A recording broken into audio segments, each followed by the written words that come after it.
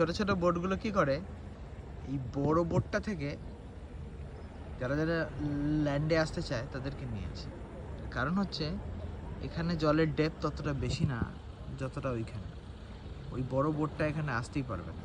এই ক্রুজটা ওখানেই নোঙর করেছে, আর ওখান থেকে এই ছোটো ছোটো বোটগুলো ক্রুজেরই বোট, যারা এদেরকে ধীরে ধীরে ল্যান্ডে নিয়ে আসছে। এই যে এবার নামবে এরা। Welcome to গায়রাঙ্গা।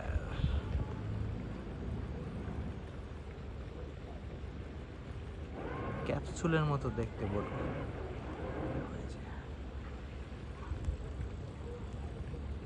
এই বোটগুলো রেস্কিউয়েরও কাজে লাগে। যখন